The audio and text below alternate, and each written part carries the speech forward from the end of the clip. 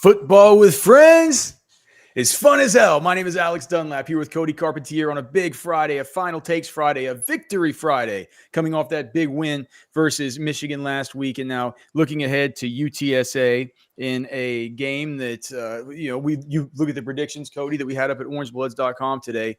Everybody on the staff that put their predictions up is predicting just an epic blowout here. Where are you right now as far as this? We're going to have final takes. We're going to talk a little bit about some of the recruits that are going to be at the game, give some updates on them, give you our takes on some of these players. And we're also going to have some just a little bit of a breakdown on the offensive side of the football from last week and kind of trying to gauge what we can expect this week, personnel-wise, alignment-wise, et cetera. What do you think about the game, though? Like, let's get you on record. What, like I said, I was 63 to – what did I say? 63 to 7 is my prediction here. I think it's going to be a total beatdown.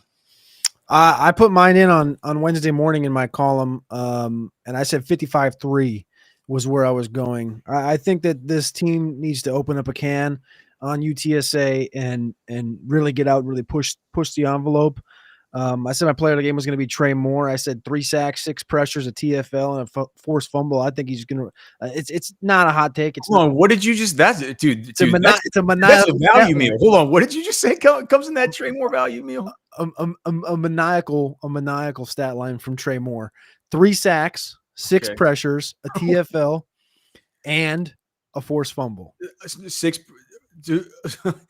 Are the 6 pressures aside from the 3 sacks? No, the pressures counts as sacks, right? Like that's where my brain was at. So okay, so 3 sacks, 3 separate pressures. 3 separate pressures, sure. Okay, and then because that's how I calculate it when I'm doing it. I don't double count like the cockamamie.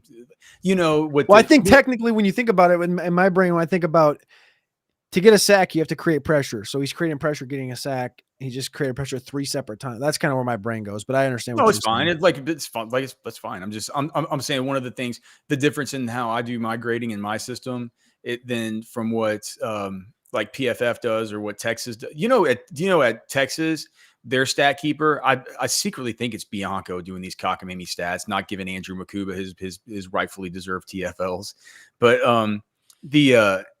so if you get a sack for the Texas Longhorns, you get credit for a solo tackle, a TFL, and a sack. Yep, it's all like you get the whole thing. So for me, it's always separated whenever I'm inputting this stuff into the deep dig. So speaking of the game this week, it should be a good one, and so we're turning our attention a little bit to some of the visitors that are going to be here. Jason Sucamillo. I hope it's not a good one, but I mean, what? I hope it's a terrible game. I hope it's not a good one. A good one for the good guys, right? It's a good one for the good guys. So here are the guys that Jason has listed that he's confirmed to be here. There have been since some guys kind of up on X, kind of tweeting that they'll be in town. So a little bit of a mixed bag here with a lot of guys who are already committed from the 2025 class. Caleb Chester, the cornerback from Fort Bend Marshall, is set to be in attendance. James Simon, the running back from Shreveport, that's a Texas commitment.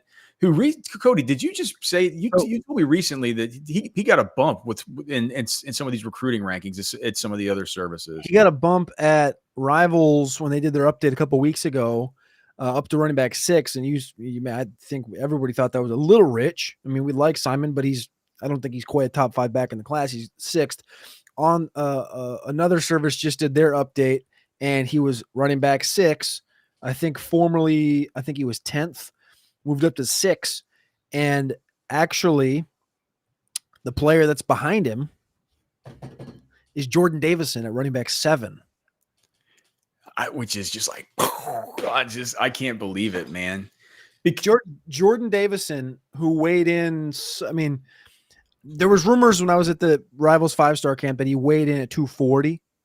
I tweeted this out. Jordan Davison actually hopped in my DMs and was like, yo, we didn't weigh in. I don't know where you're hearing this from. And I apologized to him. I was like, this is just hearsay, I guess, at this point. But he looked like he was at least 228, 230.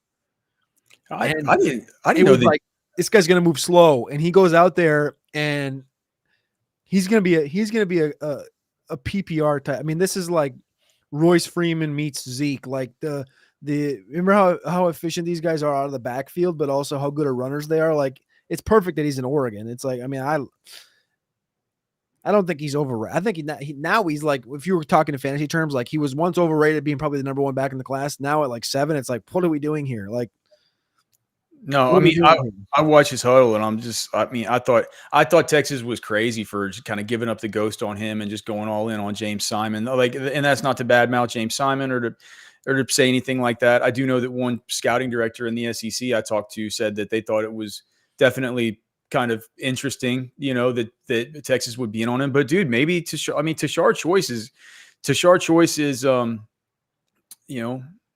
he's good. He's good at this. As far as me kind of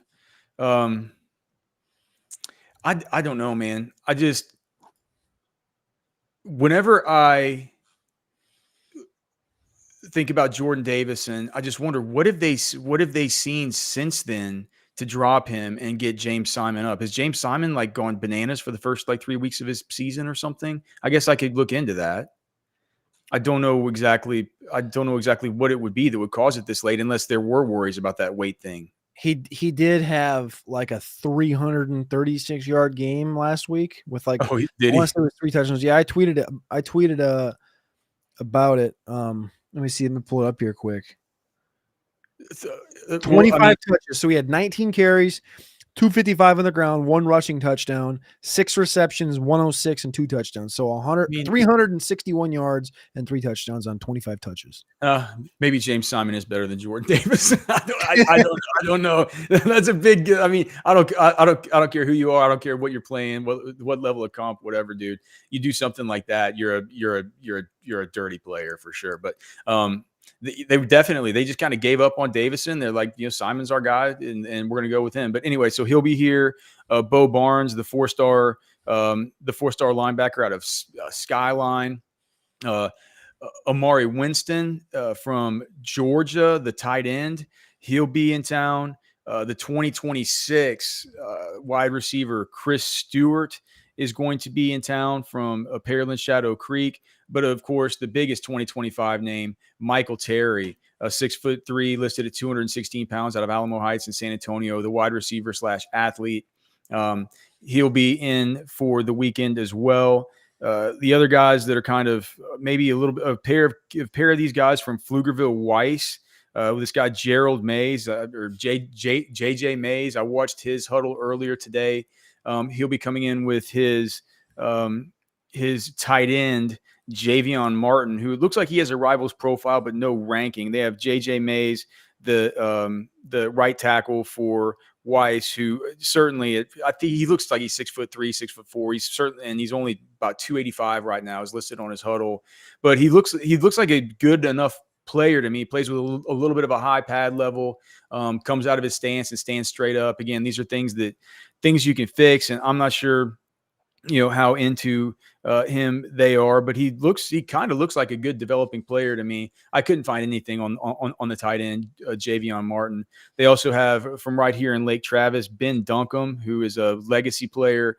I think he had Duncombe had a dad and an uncle who played at Texas, I believe, something like this. He's from Lake Travis right now, class of 2026, one of these long kind of defensive end types that if you were just to kind of look at a picture of him, you'd say like, oh, well, that looks like Ethan Burke and Colton Vasek, West Austin guy with that same kind of body. It looks like they're going to have in Cohen Brown, who is a wide receiver out of Waxahachie, class of 2026, also a 2027 dual threat quarterback, Peyton Houston from Evangel Christian in Shreveport, Louisiana. But the one that really popped off to me, and we can get back to Michael Terry, but Cody, I want to talk about this running back that's going to be in town from Forney, and his name is Javian. Was it Javian Osborne? Yep, Javian Osborne, class of 2026. This dude is good. Reminder: he was in Michigan. He was at Michigan last weekend. He was? Yeah, we talked about this last Friday. He was at Michigan last weekend. He was one of two Texas boys. Him and Jalen Pyle, the wide receiver from Parish Episcopal, were both Texas high school kids at the Michigan game on Michigan's behalf. Oh gosh. So Texas is getting a double win. He's getting a double whammy at Texas. He's getting to see them at the big house go win that game. He's going to get to come see a home game. Dude, I'm telling you, it's been a while since I've turned on a highlight reel, like a huddle reel, and just noticed so many elite traits in a player just right off the bat. What Cody mentioned whenever we talked about it pre-show is that he worries a little bit about the maybe about the long speed.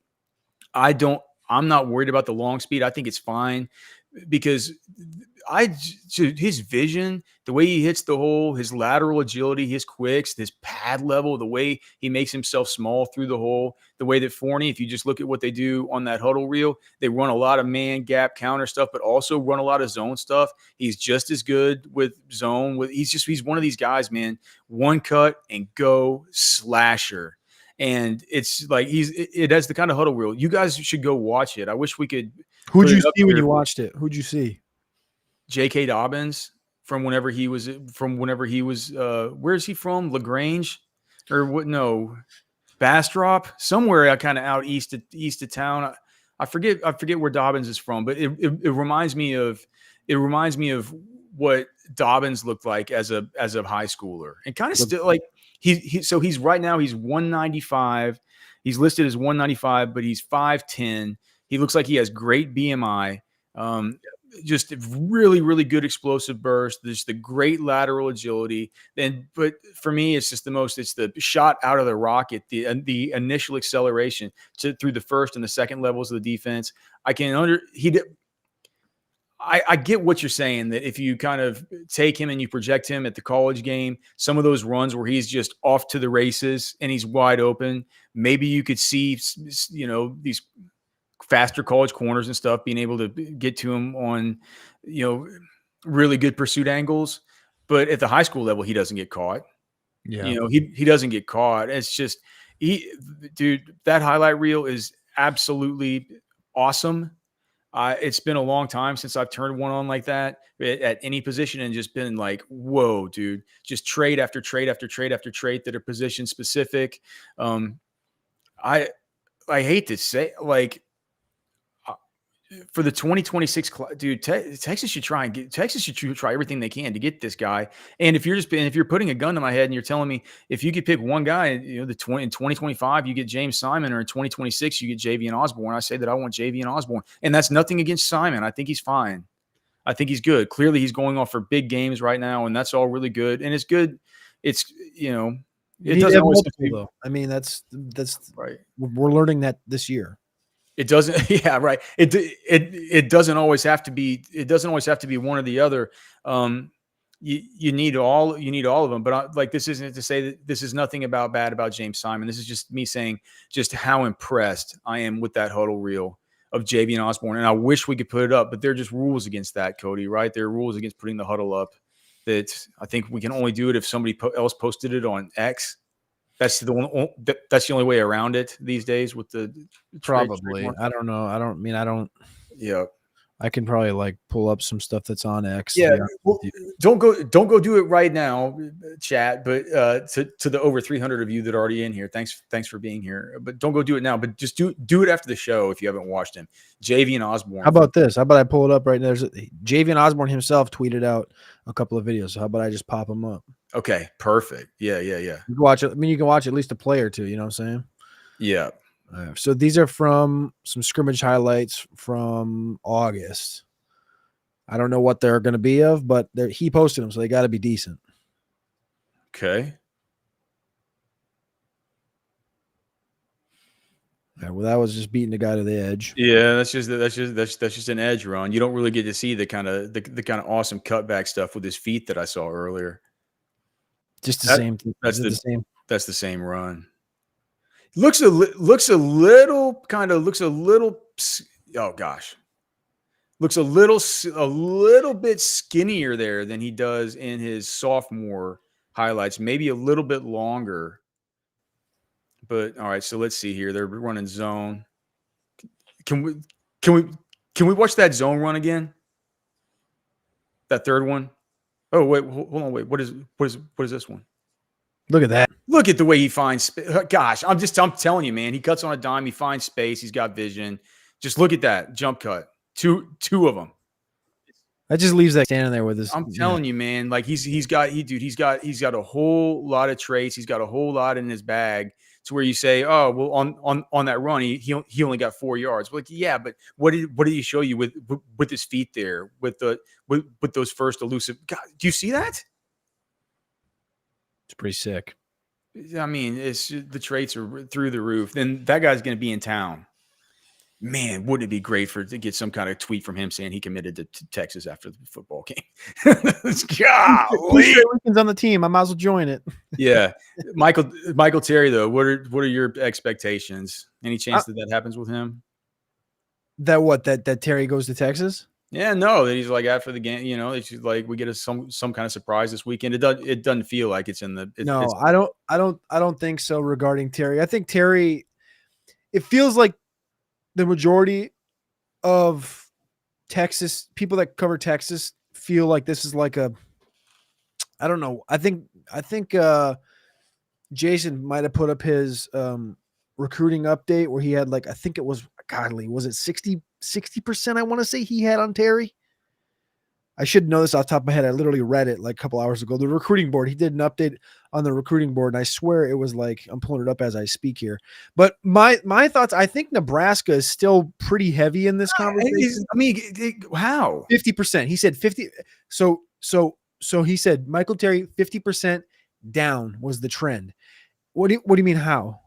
Nebraska do you think Matt Rule is just kind of doing that good in recruiting and stuff? Brother, Matt Rule sucked in the NFL. I know that's our recent thing, but when he went to Nebraska a year ago, you could feel it. Even when they like lost to Colorado and they lost a bunch of close games, you could still feel that he was doing something there. Landing Raiola and what we've seen so far through, the last 3 weeks come out of Nebraska from a locker room stance, from a veteran stance, from what Raiola looks like, from how Rule's handling stuff. I don't want to like say this, but like Nebraska's like borderline back. Like Nebraska's going to go, I think they're probably going to go 7-0 going into that Ohio State game. This is a good football team with a strong front. And if you watch that Colorado-Nebraska game last weekend, which I did in the car driving back from your house to downtown Austin, and I was like, what is happening? And they just demolished these guys. They were just hitting harder. And I know that Colorado does not have a good offensive line, but they dominated that game. Nebraska, I would say, is borderline back. And they got Raiola going to be there for at least 3 years as the starter. Kid's a stud. And they need more weapons. Isaiah Nair is out there right now as like their 1-2. I think I'd say probably their 2. But a guy like Michael Terry would be a massive get for a team like Nebraska. And I think that he views. I feel like this is no inside information at all. It feels like based on when he's posting stuff and talking about Nebraska, and I think he's been there 3 times in the last year. Like. Feels like Nebraska's kind of heavy in this thing. And it feels like it's Nebraska versus Texas. I know Oregon was in the conversation at one point too, but and with Texas have French, has Lockett at the receiver position, has Amari Winston, has Nick Townsend at tight end, Jordan Washington is at like the rooms are, I don't want to say they're full or they're robust, but I think that it depends on the player. And I think you know this too. Like it depends on the player. Some players, they want to go somewhere and play. They don't always want to go there and be like, well, if he believes Nebraska is going to win and he believes Nebraska is going to be good, which watching Dylan Raiola should be enough to sell you on that I'm going to have this guy throw me the football for the next 3 years. Deal. Like, can you, does that kind of make sense? No, he's from San Antonio. I don't know. It just feels to me, man, Nebraska is a long way from home. And it's just taking a little bit of I don't see it as the same as one of these. Don't see it the same as one of these guys committing to Ohio State or Oregon or one of these that you feel like you're like, oh well. Well, Nebraska's got money. You got to remember that they don't have a pro team. They got money. This is like their thing. And Nebraska, like, you know how like how we feel about like Missouri right now. Like they got Lamont Rogers and they've pulled in some big recruits. They almost got Wingo, right? Wingo's of course from Missouri. But like Luther Bird, like things like that, like that's where Nebraska's at right now. Nebraska's like where Missouri was a year ago, I think. And as this 2025 class closes and 2026 begins, I think you're going to start seeing Nebraska's name more up into that, that conversation where they're going to be like, why are people picking Missouri? Like now it's like, why are they picking Nebraska? And I think Nebraska has a heavier name, heavier pockets. And when they get back, it's going to be a get back and it's going to be right into that conversation, He was in over his head at Carolina. I think you're right about him just being a better college coach. And Tracy Jackson saying I think this is a good point from Tracy. Rule's a program builder, but he's not an elite overall coach. That's why he's just a rebuilder. I don't know if you can say that. Like I understand 100%. I agree with the program builder side of it, but like he's not an elite overall coach. NFL and college are two completely different things, and we haven't seen him in one place long enough in college to definitively say he's a good or bad coach. Well, he keeps getting hired away for better jobs because he takes teams from from the cellar and like he ends up getting them in conference championship and he wins games, right? Program building is one thing, but part of that is winning games. So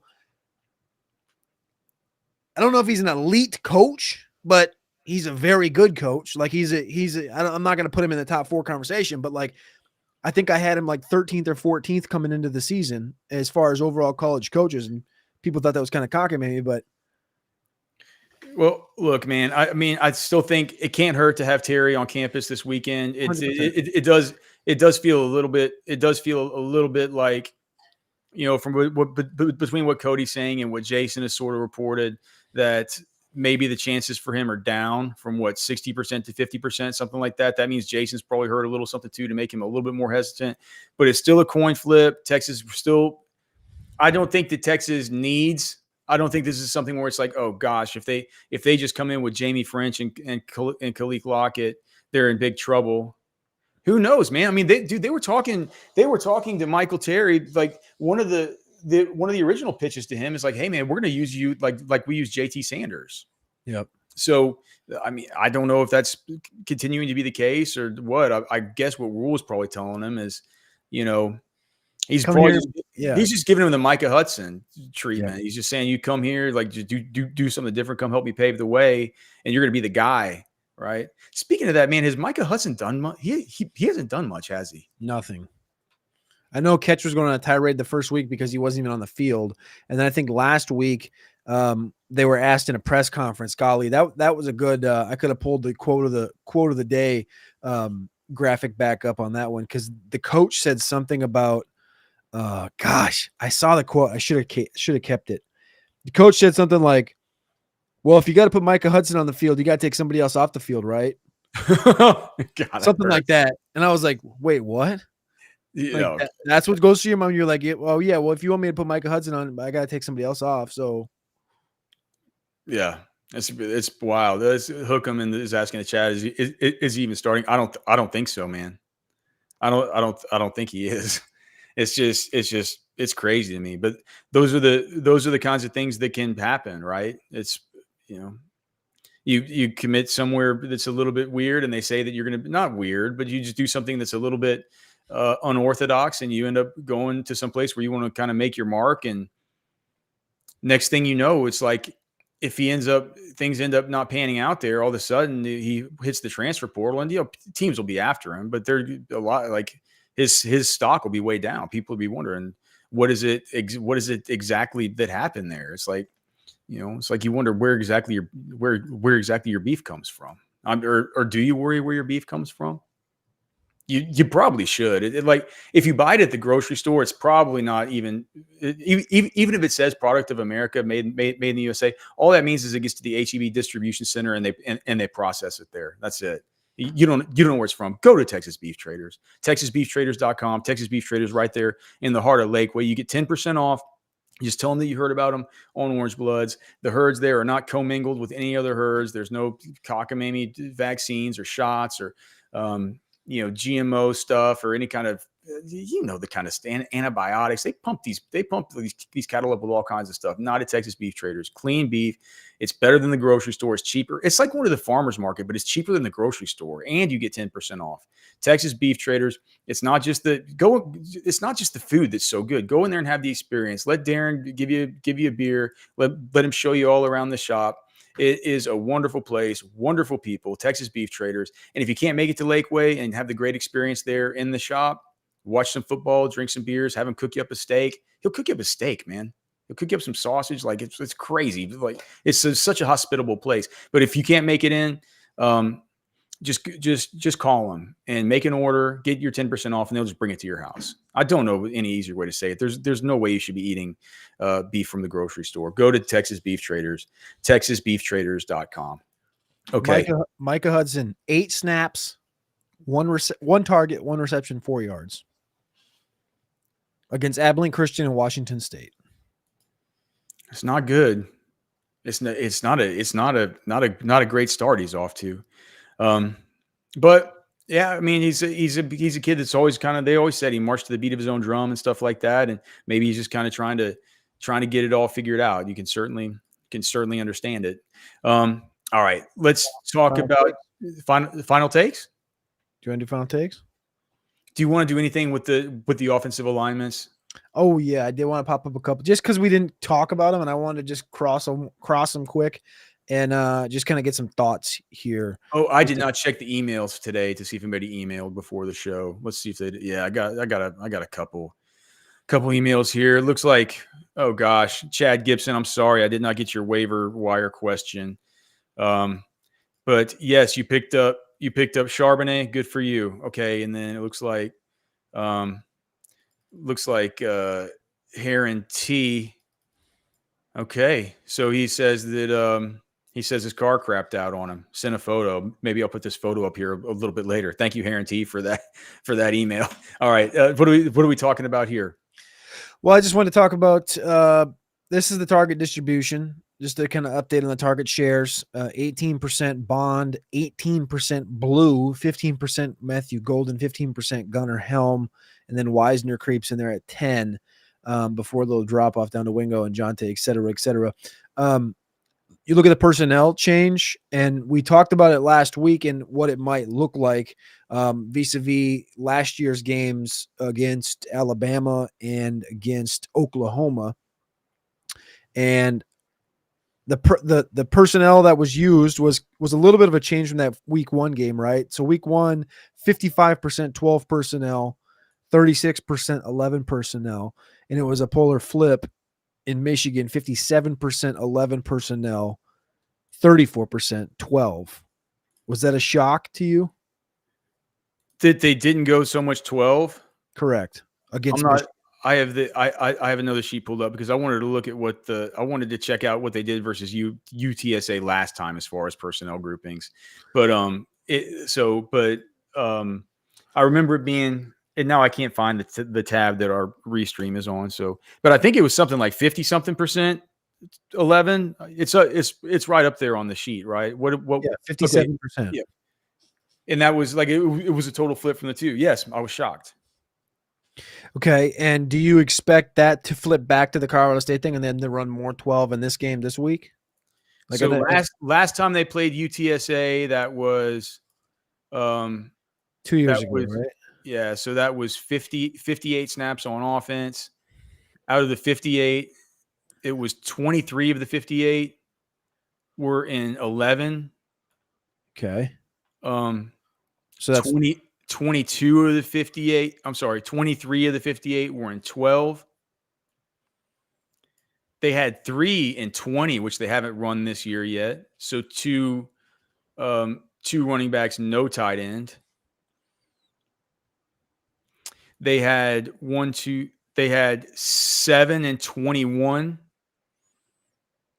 Okay, interesting.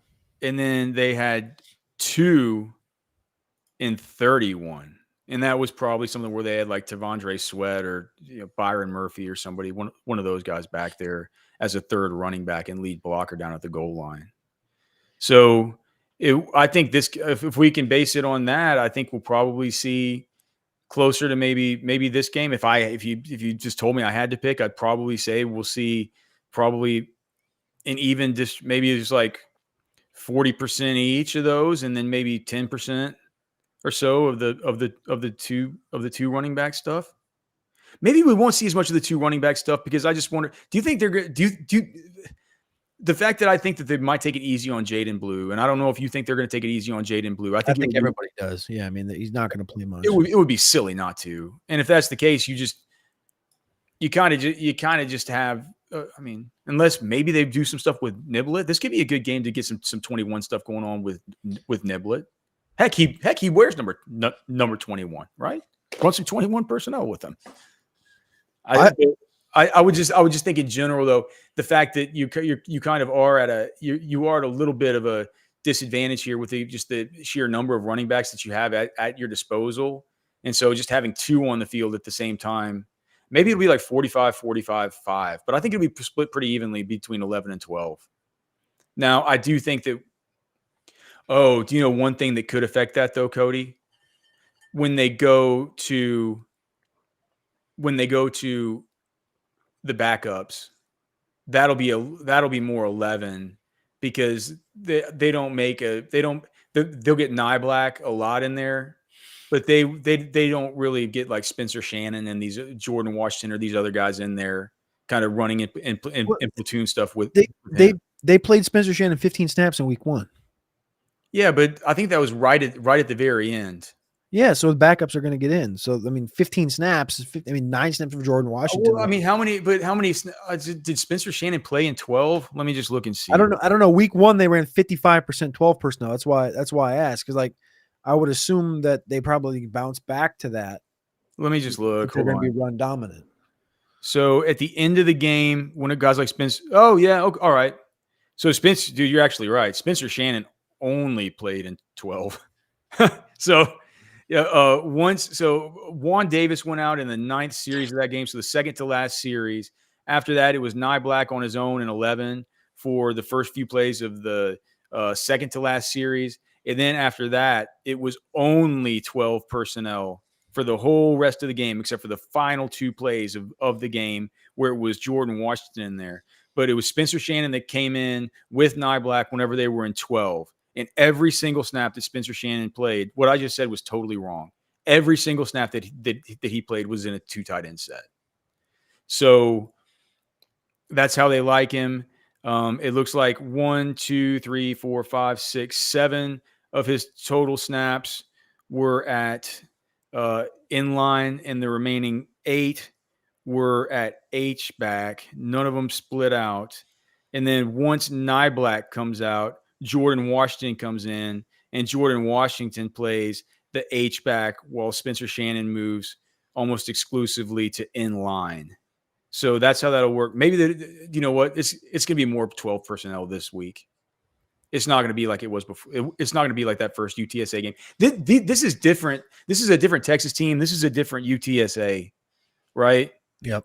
Like we can't really look back at the last time. It's like Jeff Trail. I wrote in my prediction that he's walking around this week like someone kicked his dog, man. It's just a different team. It's like we don't have an identity. Last time we played these dudes, they didn't really have an identity. We did. Now it's flipped, and our talent's so much worse. I think that we can't. Looking back at that old UTSA game probably isn't very informative about what we're going to see. I think looking at the Colorado State game is more informative. And so, yeah, I think it'll be more 12. So take back what I said. It'll be, 55. It'll probably be about like that CSU game. Yeah. 55, 35, 10, something like that. All right. Offensive snaps through 2 weeks. Gunnar Helm, the most snaps among skill players over Matthew Golden, who had 81, Gunnar Helm at 94. So that's 13 more. That's, of course, second to only Quinn, the quarterback who played every snap he could against Michigan, and 66% against Colorado State. Something that jumped off the screen to me here, Alex, was the 8 snaps for Silas Bolden against Michigan, which was a drop from 22 to 8, 30% down to 12% for Silas Bolden against Michigan, a guy that had a lot of helium as we made our way through August.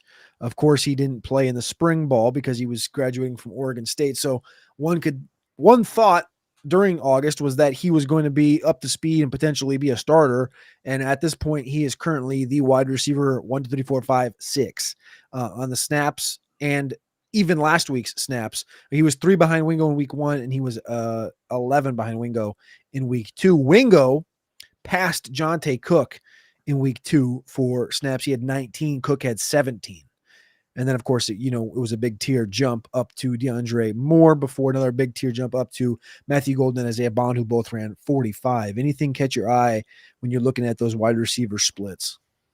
No, I mean, it always catches my eye to see Matthew Golden at the top of that heap as far as just overall snap percentage. It's just they went out and got him for a reason, and I would. I feel like I was kind of wrong. I was wrong about Golden. I figured he would probably be like 3rd or 4th in the pecking order. He's not. He looks to me to be 2nd in the pecking order just by the eyeball test alone. But I think you could make a fair argument that he's kind of the wide receiver 1. I don't think that's the case, but I mean, if somebody were to come on here and argue that with me, it's not like I'd have a terrific case that it's definitely Isaiah Bond. I mean, they could make that case. What are we looking at? A difference in target share of, it's 15.3% versus 18 that's a little bit of a meaningful difference there, I guess. But what is it? A difference in three total targets or something? Golden has 10. Bond has 12. Okay. So, I mean, it's like not, don't have a great case, we'll see in a couple of weeks what the if there's a separator or not. But yeah, but I mean, what I do think I was right about was I was like, man, I heard so much about Silas Bolden, and we talked about it, and I had some sources saying like once he got here, he was really turning, turning heads and all the rest of it. But it felt to me like in camp, I was just like, he doesn't really run with the ones and stuff yet, and maybe that'll change. And it just felt like, Cody, there was this time whenever it's like every question that was asked by the media, it's like, do you guys not realize that like Isaiah Bond is here and that, Jonte Cook and Wingo and stuff are here and Matthew Gold? Like, why is every question about Silas Bolden? And like we always say throughout the week, I always say, we come on the show here, and thanks again to everybody for being here, creeping past 600 up to 700 people. So thank you guys so much for being here. What we say every week is like, all right, you're probably going to hear a story about this because this cockamamie reporter asked every player this one question. And of course, invariably you get the story. And then I don't know if the ESPN stories come out today about the freshman wide receivers playing early. I'm sure if not, it'll be out for some kind of Saturday morning feature. But I was just like, all right, well, get ready for the onslaught of Silas Bolden stories. It's like all everybody asks about. And what does that do, right? Like elevating that narrative in the media, that gives him helium, and it makes everybody just kind of think that this is in the whole ethos that Silas Bolden is like, holy cow, all the rest. I think a lot of it was, I don't know, man. I think it was kind of created by some of these narratives that are crafted by the questions that these reporters asked in order to write their stories. I mean, that's all. Do you have a theory? I think so. Yeah. I think so too. What about final takes? I'm ready to do final takes. We got 20 minutes. And I think we got like 20 questions to get through. So I'm gonna pop the old voting thing up on the screen. And all right. So it's a final takes Friday. You know what that means?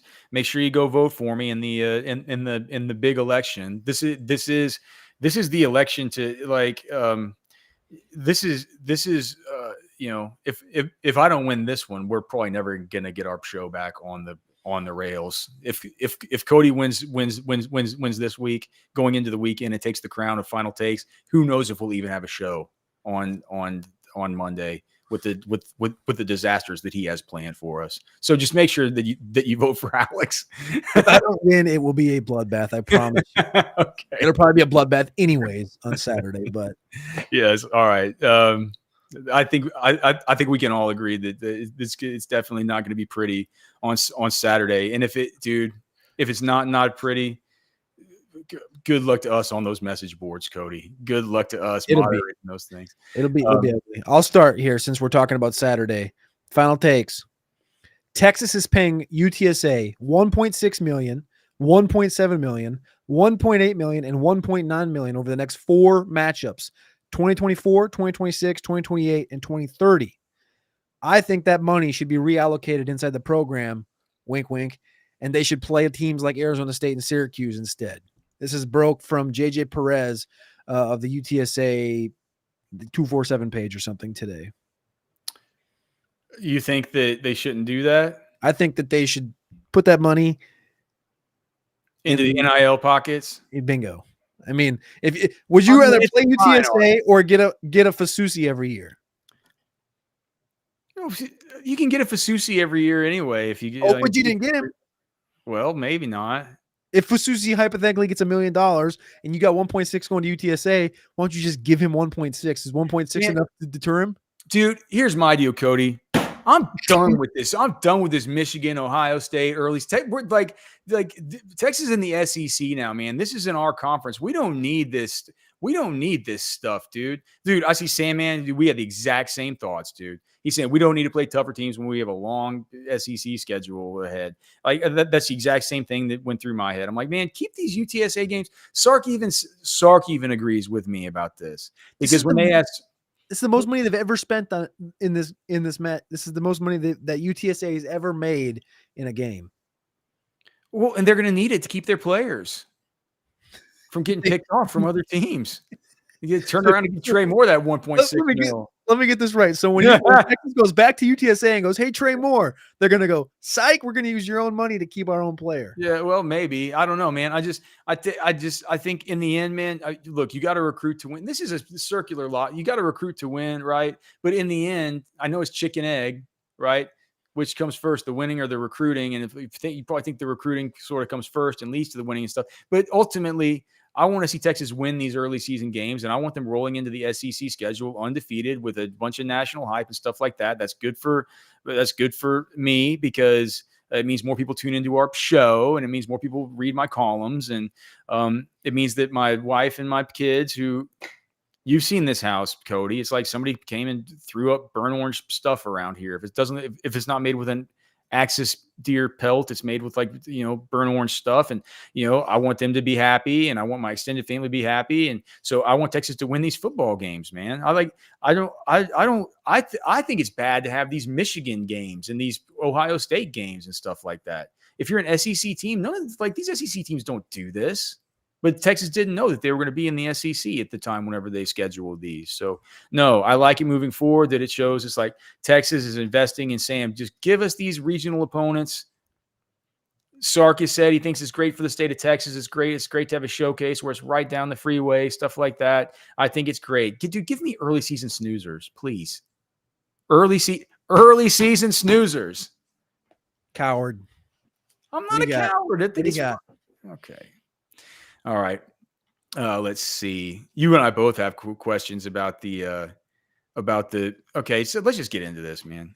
You and I both have the same kind of question. Georgia's had at least 30 arrests or citations for speeding, reckless driving, or racing since the tragic crash of 2023 per the Athens Banner Herald that I was reading their update on this today. And that's a quote right from them, right? What on earth is going on there? And are they going to face any kind of are they going to have any? Doesn't it feel like are they like too big to fail or too big for the? Because look, I'm totally against the NCAA in all of its forms in general, right? I think that the NCAA is useless. I think the minute that they show up, they screw everything up. I don't think that there's a need for one. I think it should be abolished. But is there and I'm generally you know me, man. Like I don't like people coming in and messing with stuff. But at some point, does there need to be somebody saying like, "Hey, man, is there any kind of lack of control going on here? Is there something going on? Like, is there a pattern here? And should there be any kind of I don't know. Like that. My take is it's weird, and I don't want to say it goes against everything in my nature to say like somebody needs to go in there and stop this because that's just kind of not in my nature to think that way, right? But shouldn't there be some kind of mechanism to like say like, hey, man, like a little bit of a red flag here. Maybe we should look into this and figure this out, man. It's really not safe to be good. Like He was going. The guy today was going. Oh, and I'm asking this question because the backup cornerback, was arrested for reckless driving last night, and the reports say that this dude wasn't even wearing a seatbelt, and he was going 48 over, and it was in a wet road. There were other drivers on the road, and it's just like it just doesn't seem safe, and it seems like there's maybe something in that culture where these guys have kind of had a lot of fun doing this stuff. So I just wonder, like, shouldn't there be something where somebody says, like, hey, let's look into this? That's my take.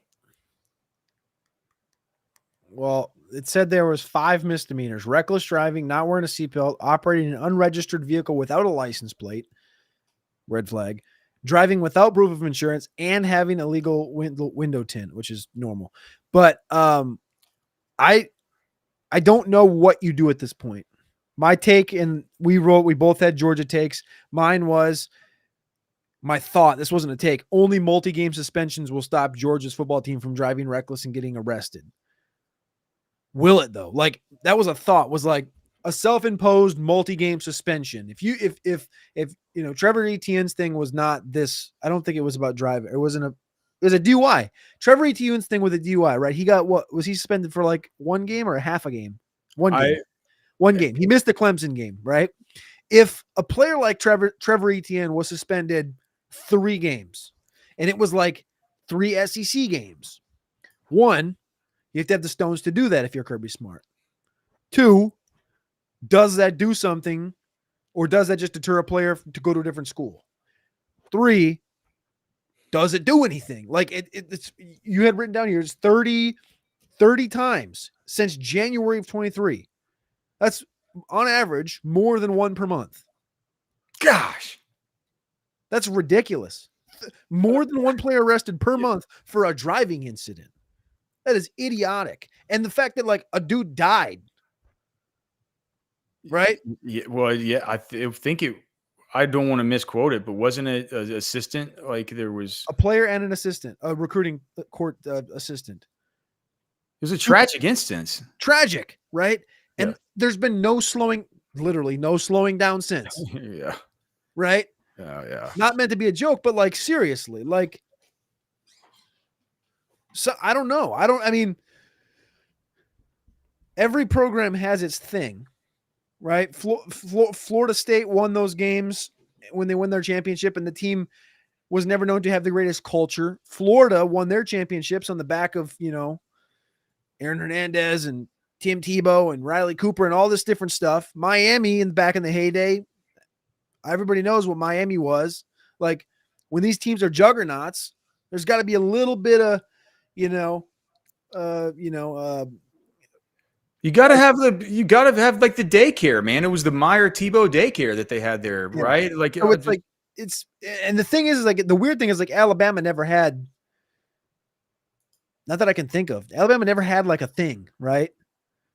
But, like, you can see it at Georgia, and it's like, it's definitely worrisome, but it's like, how do they get through it? Does the program combust, or does Kirby leave? Or is it, like, somehow dealt with through suspensions? I think he said the NIL, the last time it happened a month ago, he said the NIL was fining these players.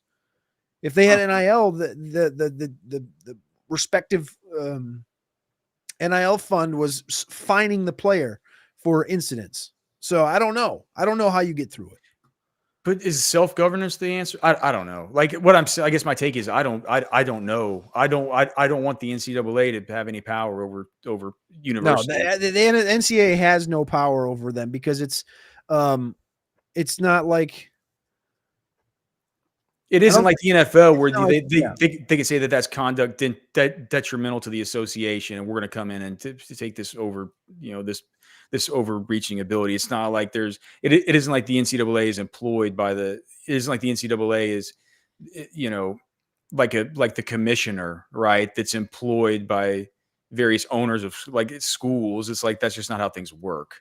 So I don't know, man. I don't know what to do about it. They need to get their act together, man. Like, maybe it's just like a social shaming thing, man. I wish more people would talk about it. They need to get it together.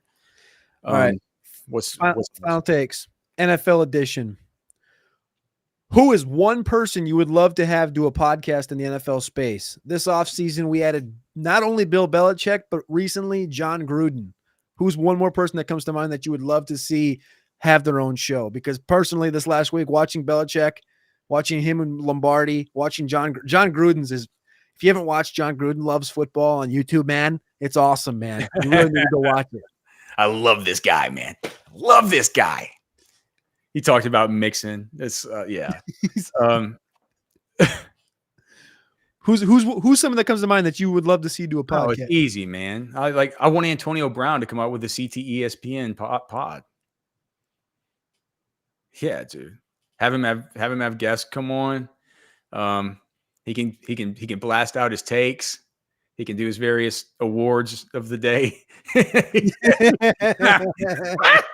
You know what I mean? I think yeah, man. I think AB. I can't believe he hasn't done it yet. You know, but yeah, that would be the one for me. Let's see. We have I had a John Gruden. Do you think Gruden's podcast is better than Belichick's?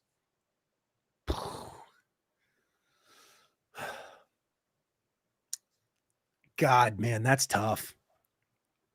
I thoroughly love listening to Belichick break down stuff and talk about stuff, but it is a touch boring. It's a touch boring listening to him talk.